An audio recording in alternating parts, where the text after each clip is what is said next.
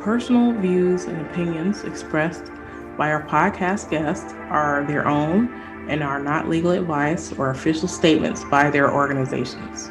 Hello, my name is Debbie Reynolds. They call me the Data Diva. This is the Data Diva Talks Privacy podcast, where we discuss privacy issues with industry leaders around the world to talk about things that businesses need to know right now. So today I have a very special guest from Israel, Avishai Ostrin, who is the senior privacy consultant at PrivacyTeam in Israel. Hello. Hi, Debbie. Thank you so much for having me on. Well, so we aren't exactly strangers, right? We we worked with each other. We have been back and forth for many, many months, I think, on LinkedIn, and we've done a couple things together. I think we recorded some stuff where we talked about things about privacy in the U.S. and different places. You always have such an interesting perspective, and I think one issue that we have when we talk, when we're not recording or doing something, we get excited. We end up talking for a long time about stuff. It's true. It's what can you do? It's all we can do is really talk and vent to each other, Debbie. So it's great to be on the show to be able to do that and be recorded. Yeah. Well, it's really interesting. I think just being in Israel and having Israel be a country that has pretty strong privacy protections and also being so close to the EU, I think you have like a really good perspective. And then as I do, you also work with companies that have multinational dimensions. You want to talk a little bit about what it is you do?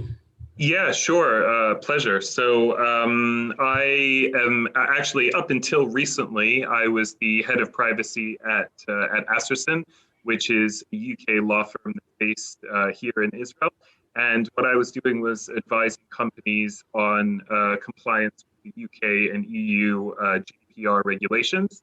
And recently I moved to PrivacyTeam, which is Israel's #1 privacy consulting business.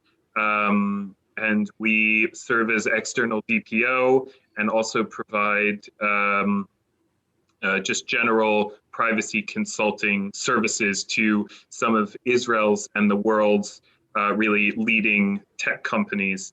It's been an exciting move for me and a bit of a new step. And so I've kind of taken the lawyer hat that I've worn for many, many years. I was first a corporate commercial lawyer, and then specialized in privacy, but really in the legal realm, so within a law firm. And I've taken that hat off and put on my consultant hat. And what that kind of allows me to do in this business, being a consultant, is it allows me to zoom out from a specific jurisdiction, from a specific qualification that I have, whether it's Israel or the UK, and to be able to have a much more global view of privacy, which is really the way that companies, as you mentioned before, Debbie, multinationals especially, need to have that global view of privacy and not just focused on one specific jurisdiction, or have a privacy program that focuses on jurisdiction by jurisdiction, because that simply doesn't work. It doesn't. It does not. I was working with identity company in the UK that was developing technology that's going to be used in different countries. And we were trying to come up with a retention period for the identity data that we take, that they were capture. And it was interesting because we were like, well, for India, it has to be, at least up to 24 hours. And then for Illinois, because of the BIPA law, it can't be more than 3 years. So, just sort of trying to wrangle all those things together is always a challenge. But, I'm happy you joined me on the consulting side. It's good. Yeah. It was always following in your footsteps, Debbie. Following in your footsteps. No, it's great. Well, you had put something on LinkedIn that I thought was fascinating, and I would love to sort of pick it apart a bit. Sure, Maybe you yeah. can tell more detail. So you had posted something on LinkedIn about you having a conversation with someone about privacy. And typically what happens is, we end up in conversation with people who aren't in the privacy area, and then Right. they want to know why it's so important, why we think it's such a big deal. And so you sort of started the post off about sort of your back and forth with this person, and then you had posted an article that you had written for the Times of Israel, just sort of about that topic. So I would love for you to talk through for the audience that conversation that you had, and then talk a bit about your article, which was fantastic, by the way. Yeah, thank you very much. So the conversation that I had, to be honest, is not different from many of the conversations that I've had before about this stuff with people, with whether it's my family members or close friends of mine. And I'm sure that it's something that you and the other privacy professionals in the audience can very much relate to. It's an instance where someone, you're having a conversation and they say something along the lines of, well, why do you care about this stuff so much? It's really, why is it so important to you? You go on and on about this privacy stuff. And, we try to explain why we feel that it's important and why we think that, privacy is a human right and we should be protecting it and not curtailing it or setting it aside. Privacy is a human right. And it's important to make sure that human rights are protected and not set aside or curtailed in any way. And the conversation that I was recently having, this type of conversation, was in the context of COVID, or the war, as I call it, the war. People call it the war on coronavirus. And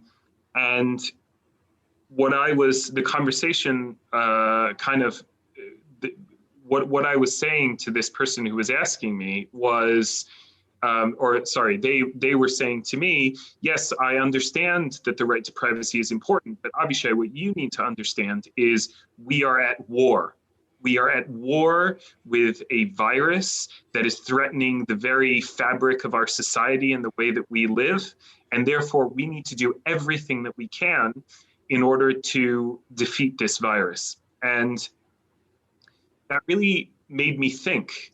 It gave me pause and it made me think. And I thought to myself, well, okay, so let's say we're at war, but even in war, even in times of war, we have rules that apply. They're called the Geneva Conventions, and they tell us what countries can and can't do in a time of war.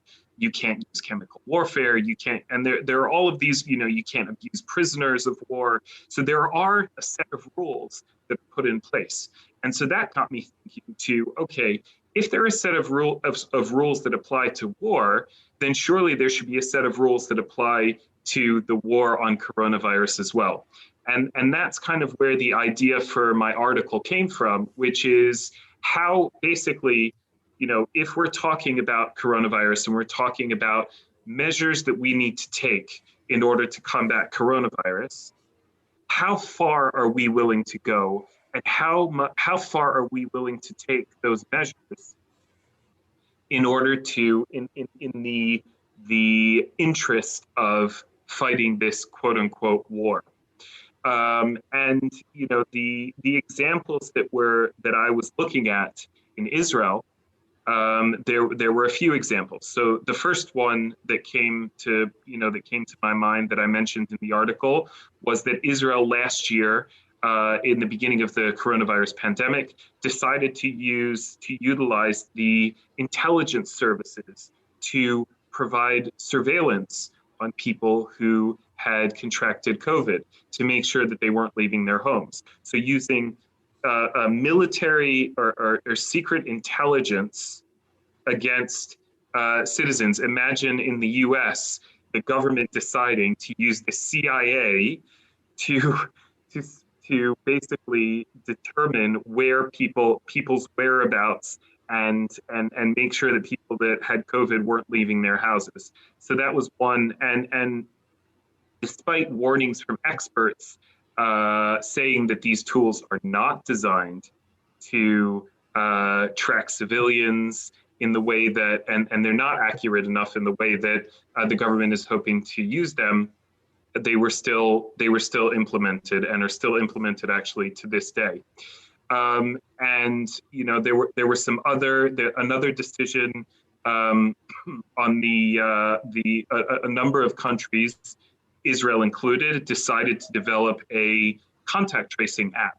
So the Ministry of Health wanted to put together a contact tracing app, and they did. They developed a contact tracing app, but it was a major flop. And the reason that it was a major flop is because no one downloaded it, because no one trusted the government to properly handle their data. Another one that came recently, just a couple weeks ago, was a decision by the Israel central government to share information about, people may have read in the news that Israel is leading the way in the vaccination effort. We have, the most number of people per size of population that have gotten vaccinated, and which is wonderful. It's really great. But what the government had decided to do is to share information about people who have or haven't gotten vaccinated with the municipalities. So the municipalities could call people or contact people and encourage them to come become vaccinated. And just another issue that's another one that's come up recently is that the Ministry of Health is now pushing legislation. This is just in the last week. The Ministry of Health pushing legislation through to try to use bracelets. So people who come, electronic bracelets, people who come from overseas will have to use bracelets in instead of having going into isolation, in self-isolation in government-sponsored hotels. They'll be able to go home, but they'll have to wear these monitoring bracelets, which obviously conjures up images of people who are incarcerated or under house arrest or something like that. And so these measures, each one of them, when you take them individually, and you say, it's very clear. You can say, okay, we're going to take this measure because it's going to help us do X, or we're going to take this measure because it's going to help us do Y. So individually, you might be able to pinpoint exactly what the measure's trying to do. But if you zoom out and you look at the entire kind of trajectory of what's happened over the last year, you can see a very consistent and kind of slow burn of an erosion of the right to privacy in the name of the war on coronavirus. And I think what's missing in this conversation, and it's not just Israel, by the way, there are plenty of, the responses I got from my LinkedIn, from my article and my LinkedIn post were, hey, it's happening here too. People in the UK, people in other European countries, people in the US and elsewhere around the world. And what's missing, in my view, from this conversation is, hey, let's take a step back for a second before we ram these measures through Parliament and get them approved. Let's take a step back a second and think about how these decisions have, what the long-term implications are going to be, and what is our right to privacy going to look like, not now, not in a year from now, but in 5 and 10 years from now. What are we doing for the future of privacy now, and how is this going to impact our privacy in the future? Right.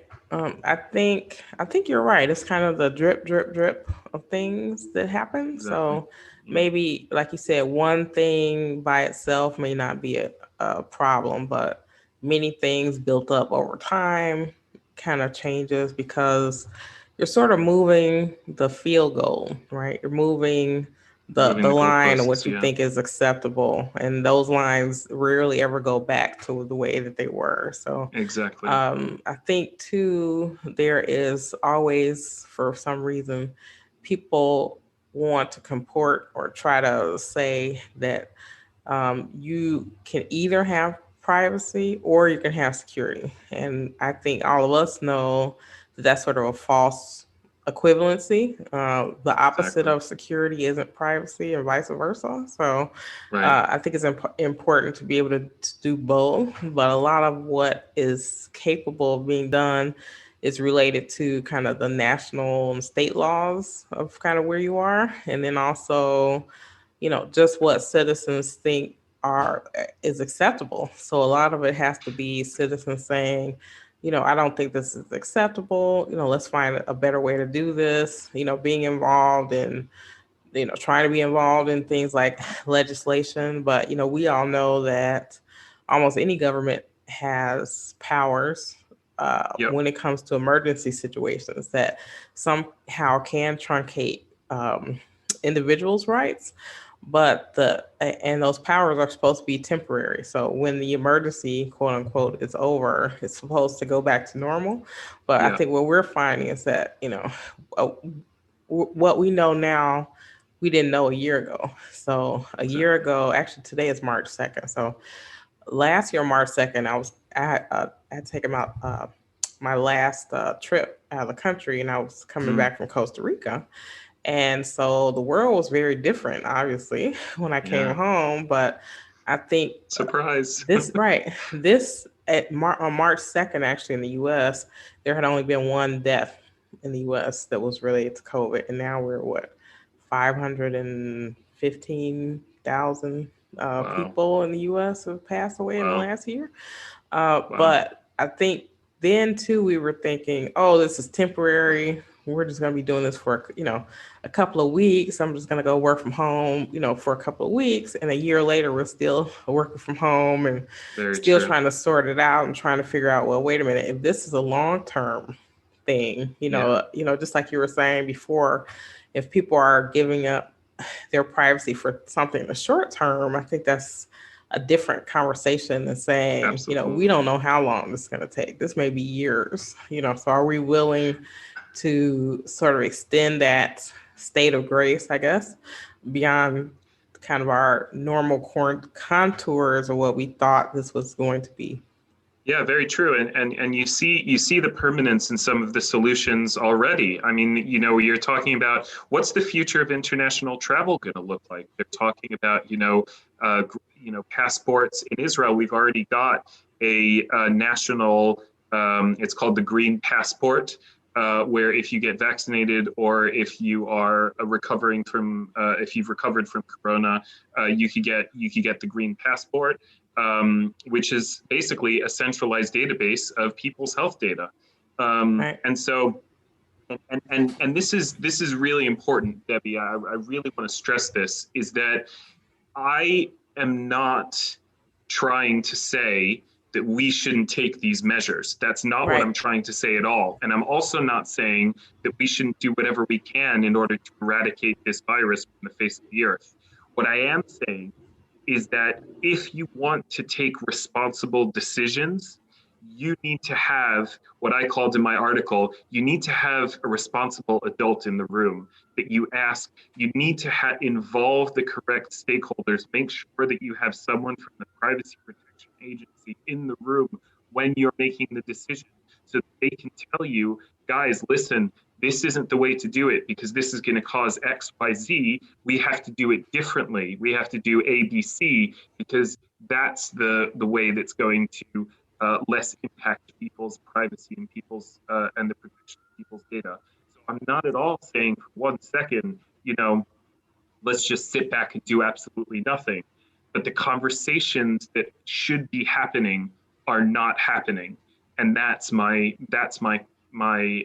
qualm with the situation. And it's the Israeli government is just an example of what's going on, I think, all around the world. Um, Yeah. I want to pick up also on one other thing that you said, Debbie, because I think it's super important to understand and to stress. the interplay between privacy and security, and the fact that you don't it's not a zero-sum game. The fact that you have security doesn't mean that you don't have privacy.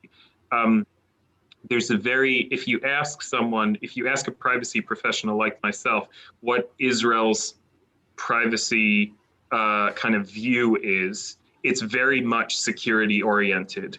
The legislation in Israel lends itself very much to security, to data security, and to it's very, very prescriptive about how you need to protect information, how you need to protect data, what kind of encryption you need to use, etc. In fact, just in the last weekend, in the last few days, there was a bill introduced in the Israeli parliament that gives the Israeli cybersecurity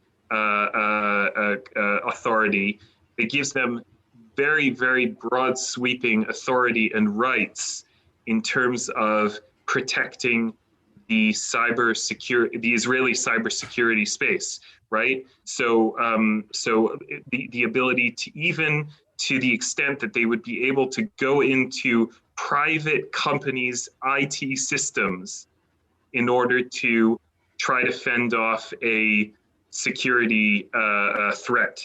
Now, of course, these are being passed as emergency measures because of COVID and because everyone is working from home. But the conversation that's missing, the voice that's missing here is, yes, cybersecurity is extremely important, but so is privacy. Let's implement that as well. Let's put that at the top of our list as well.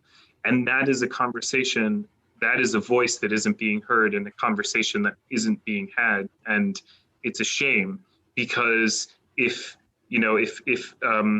especially the Israeli government, but governments around the world cared as much about privacy as they did about, cybersecurity and other issues that they see as national threats, then I think we'd be in a completely different place. Yeah, I agree with that. I mean, I think there's it's so many issues I think that are playing around with cybersecurity and privacy right now. One thing with cyber, I think, and I think it's a good idea what you were talking about, which I wish would happen more in the U.S. is like I think there needs to be more collaboration and sharing between the government and private industries about Yeah, cybersecurity, where right now it's like everyone's sort of doing their own thing right yeah, now, and we're all facing the same issues. So it's more of like a divide and conquer thing, where I think if we could have more openness and collaboration about sharing even information about, this is something that happened, here's what you can do to prevent it, as yeah, opposed to this, the cyber criminals going from business to business wreaking havoc and not being able to share that information in a way that will prevent it for someone else. yeah, Also, absolutely. I think, I think it's interesting to see how all these different countries are handling this. So we're all sort of having the same issues, but we're all sort of handling it different ways. So I would like to see more collaboration there as well. Maybe like a Geneva Convention of privacy, where we can agree on some basic things just across Yeah. the board. And then, obviously there'll be specific things to the area that we can talk about. But I think having something at a high level that we can agree on, and we Yeah. should be able to agree on a decent amount, I think. Yeah, I think your European listeners would probably point to Convention 108 and Convention 108 plus, but yeah, I mean, it's a difficult thing, right? Because when you're talking about the national level, you have so many different voices and so many different things that are, and different people, and and different viewpoints, really, because I started this off by saying that privacy is a human right. Not all the world agrees with that view, right? You Right. guys in the U.S., it's not, privacy is not a constitutional right, No. in the same way that it is in Israel or in Europe. Um, and so it's even agreeing on the basics are is difficult. Is difficult, but yeah. But interestingly, by the way, the when you mentioned collaboration between the private sector and the public sector, the first thing that came to my mind in this context, in the context of COVID, was the Apple and Google contact tracing initiative, which Right. was mind-boggling to me that it was struck down by so many governments that weren't willing to adopt it because it didn't what it didn't do is it didn't centralize the data in one central database, and so they said no, we want to have total control over this information. We're not gonna use the Apple Google framework, and those were the ones, unfortunately, that failed. The track and trace in the UK, and the app here in Israel that was developed by the Ministry of Health independently. So it is. I completely agree with you that we need to see more public-private collaboration. Definitely. Yeah. I think, well, the contract tracing thing with the Apple and Google thing, I don't know. I don't think there's just one reason why people didn't sort of grasp onto it. I can say in the U.S., one of the major problems that we had is just the lack of, you know, let's contrast. So, the tracking tracing capability that Apple and Google had in Israel, it was, you know, the countries were be able to do it on a country basis, where in the U.S. it was a state basis. And Right. so every state, so basically you're throwing this whole new thing on every state, and certain states didn't want it, some did. Some of the states that did want it couldn't do it, just didn't have the bandwidth or the skill or the money to be able to implement it. So we have very fragmented system here because a lot of these efforts are done state by state. And Right. I guess I didn't realize, I knew it in some regard, but I didn't realize it in the way it is now, how different the US is from state to state. It literally is like different countries. Countries. So I live about 30 minutes from the border of Illinois and Indiana. And I can tell you it's like night and day when you cross over the border. So I live in a blue state. So we were an early state that we passed a law that you have to wear a mask, for example, when you're in public places and stuff like that. And then I go over to Indiana, and it was like optional.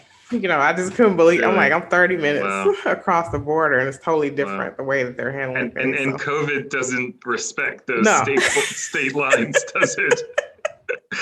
No, it doesn't respect the state lines. And even when you had brought up the thing about immunity passports, I was talking to people on LinkedIn this time last year about immunity passports, and it just seemed like it was so distant. Like it just seemed like it was such a crazy, wacky idea, and we're dealing with it now. Like this is going to be a real thing where people aren't going to be able to travel and go to different places if they haven't had, a vaccine, or if they aren't wearing a mask, or they can't social distance. So those things are really are top of mind, I think, especially, people like me who would love to be able to travel again. I'm just trying to figure out how to do it at this point. So, yeah. Yeah, well, if you get your green passport, you're more than welcome to Israel. And all your listeners should feel free. We looks like we're on track to be the first country to reopen again. So yeah, definitely. Yeah, I'm gonna have to take you up on that. My brother. And great weather. We can promise great weather.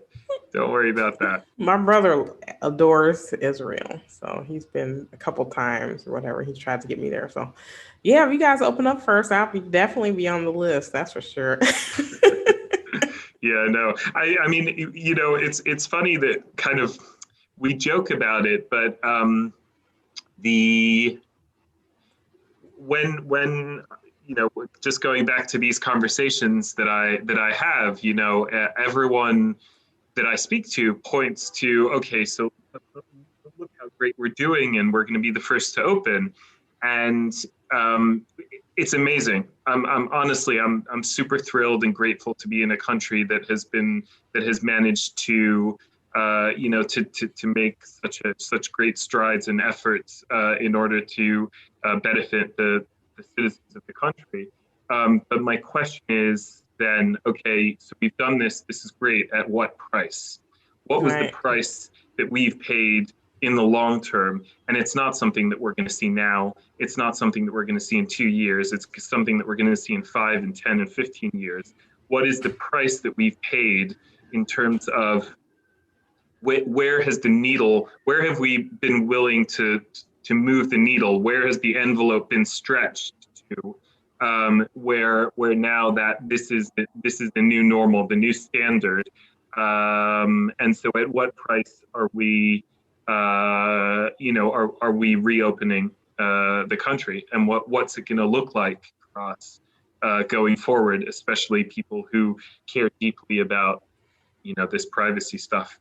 Right. Yeah, because a lot of times with privacy, and I think I talk about this a lot about sort of software or apps that people use. And I think maybe this analogy holds true in this instance where the action may happen now, but the harm may be way down the line. You know what I mean? The Yeah, harm is exactly. is not immediate, is delayed in some ways. So in some ways, people are, oh, this is totally fine. And then Yeah, like you said, a few years from now, something will happen and they'll be like, oh, well, that was a result of this thing that happened 5 years ago and you can't do exactly. this. And so you're right. Exactly. We have to be able to articulate what the harm is so that people can make Right. an informed decision. Yeah, it's very true, and I think it's also, again, another common phrase that I'm sure you hear very often is, well, what's the big deal? I have nothing to hide. Why do I care if the government has all of my information, and they have it anyway? So who cares if they have more of it? It doesn't really matter. Or the cousin of that argument, which is, we've given up our privacy decades ago when Facebook took all our data. Who cares? It's all out there anyway. There's no, the fight that you're fighting is completely futile. So you might as well give up. So I've definitely heard those on a pretty consistent basis. What do you say when you hear those kinds of comments, Debbie? It is tiring. You feel like you're swimming upstream sometimes about this Yeah. privacy thing, but I think it's worth the effort. I was saying maybe it won't make a difference for me, but maybe it'll make a difference for someone who's not yet born. Maybe they'll have Hmm. more privacy rights or more agency over what our data than we have now. So to me, that's important and is worth it. Right. Yeah, definitely. For sure. I completely agree. I think of my kids all the time in terms of what kind of world we're leaving for them. What I try to do is I think the most effective way in terms of responding to some of these kinds of arguments that people have is just to think of a hypothetical but plausible example. So I was having this conversation actually with a family member of mine, and she said to me, well, why does it matter? What's the big deal if they have information about whether I got vaccinated or not? What is it? Why does that? What information? What are they going to do with that information? And so, I thought about it for a few minutes, and then I said, well, what if? Suppose this theoretical example. What if they now have the vaccination information, and they realize, well, because we don't have all the data about this vaccination, but they realize down the line that there are people that responded better to the vaccination and people that didn't respond as good. So let's say the antibodies were good in certain people for a year and in other people for 6 months, right? And then let's say hypothetically that we have a mutation of this virus that doesn't respond well to the antibodies, and we all have to get vaccinated again. Let's just say that I was talking to my family member, let's say that you were one of those people who the vaccination only worked for 6 months. And so they said to you, well, we'd much rather vaccinate the people who it worked for a year. We'd much rather vaccinate them first because they'll have a longer amount of time that they can be out and about in the public.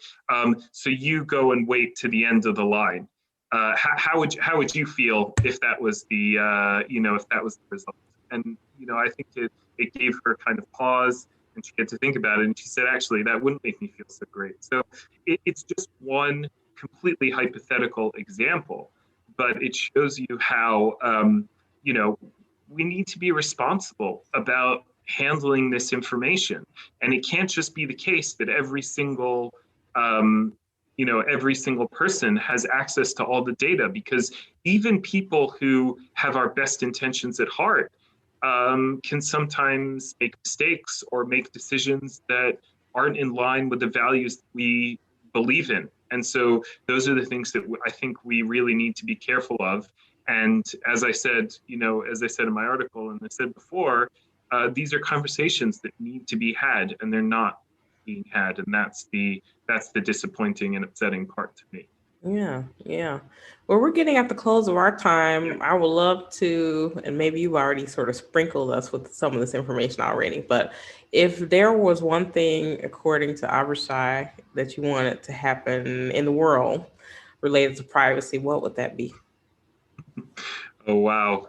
I only get one, Debbie. You're only going to give me one? Well, you know what? I've had some people who've done two, 3, or 4. So if you have more than one, I'm happy to listen. Oh, wow. Okay. No, listen, I think that on this topic, I'll just say it again and kind of drive the point home, because I think it's really, I think the number one key thing that needs to happen in this area of, privacy versus COVID versus government legislation is we need to realize that we need to let the privacy pros in the room to have the conversation.